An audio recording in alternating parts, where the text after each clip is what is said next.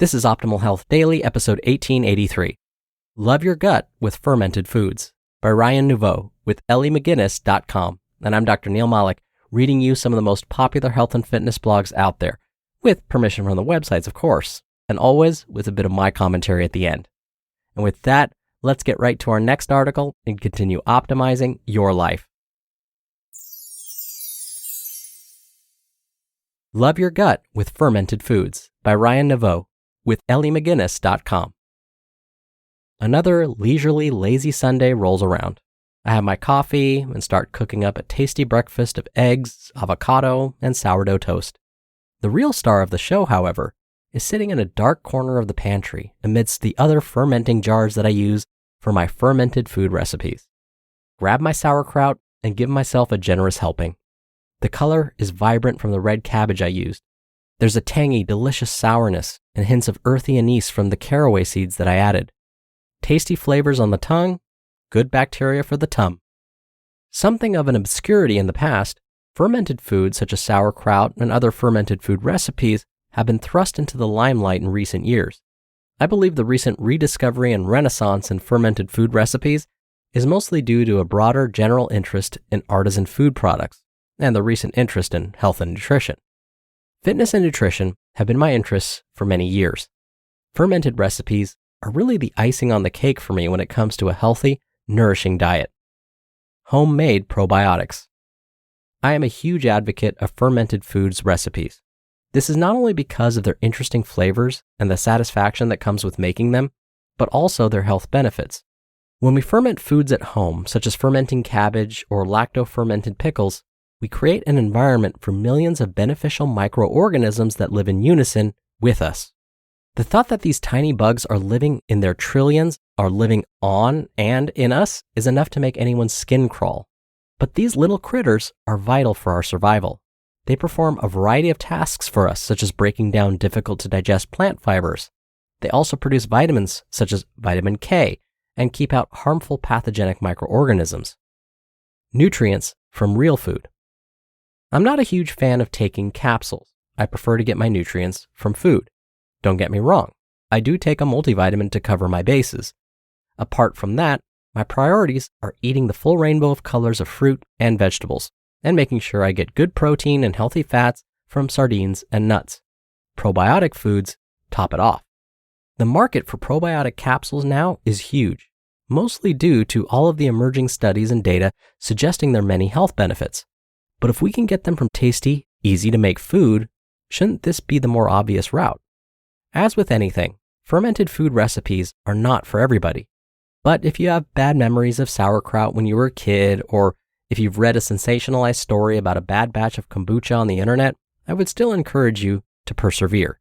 You see, there are so many different fermented food recipes, so you're bound to find one you like, and they are well worth it for the health benefits.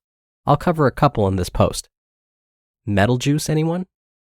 You may have already known some of the more common fermented food recipes, such as sauerkraut, or you may have bought it from the store. What many don't realize, however, is that store-bought sauerkraut is often pasteurized. While we associate pasteurization with killing harmful bugs, it also kills the good ones. Not only is store-bought sauerkraut neutralized of its good bacteria, but there are concerns that the acidity of the sauerkraut may cause metal leaching from the can it's stored in. Metal juice is not so good for us. Even if you haven't tried sauerkraut, chances are that you are already consuming some other fermented foods anyway. Did you know artisan chocolate, vinegar, yogurt, coffee, and cheese are fermented? Not to mention one of my favorites, beer. Aside from the fermented food recipes that we all know, such as the ones previously mentioned, others such as milk kefir, water kefir, and tempeh have become more popular in recent times. I have always loved the flavors of Asia, but it wasn't until I was lucky enough to travel to South Korea that I experienced the fiery, pungent delicacy that is known as kimchi. So, what else is there in this world of exotic taste sensations and fermented food recipes? Here are just a couple. Kimchi, sauerkraut's fiery cousin. You may have tried sauerkraut, but have you tried kimchi? Kimchi is made a little differently when compared to sauerkraut, but the kimchi fermentation process is essentially very similar with a few tweaks. Kimchi is a fermented vegetable recipe that has quite an impressive tradition surrounding it. Eaten with most meals in South Korea, it is a national staple. The first time I tried it, I was visiting a friend in Seoul, the capital of South Korea. The very first night, he said, "We know we're going out for Korean barbecue." I didn't even know that Korean barbecue was a thing, but I was soon left wondering why it wasn't more widely known. We entered the Korean barbecue restaurant. It looked pretty normal apart from the foil tubes hanging down from the ceiling to each table. What were these tubes for? Is this how food is dispensed on your plate? The tubes were not to dispense food on your plate. All they are for is to extract smoke from the little barbecue rack that is inset into each table. Very cool idea. The food comes to your table all sliced up into thin strips and ready to go straight onto the hot barbecue. You get lettuce to wrap up your self-cooked morsels and an array of condiments. There it was, bright red and pungent smelling, the kimchi. My friend said I had to try it, so I wrapped my veggies and put a slice of kimchi on. I took a bite and savored the crunchy texture and pleasant sourness that I loved from sauerkraut. Then came the heat. One of the ways kimchi differs from sauerkraut is that it gets its red color from the Korean chili that's mixed into it. It also has garlic, ginger, and other ingredients depending on who's making it and where it's made. After this trip, my interest was piqued. What other fermented food recipes were out there for me to find on this culinary adventure? Natto. Love it or hate it? One of my best friends is Japanese. The Japanese are famous for their meticulous craft skills and amazing food. On a trip to visit her family, she showed me many tasty treats. Her mom would whip up amazing dinners with many different little dishes to pick and choose from. Not one to stick with the standard fare, I wanted to try a fermented bean dish that I had heard of. The name of this condiment is natto. Popular among the older generation as a breakfast food, natto comes in a little pack with some Japanese mustard and soy sauce. You stir in the sauces, and what you end up with is a goopy, sticky consistency. Doesn't sound too appetizing, does it?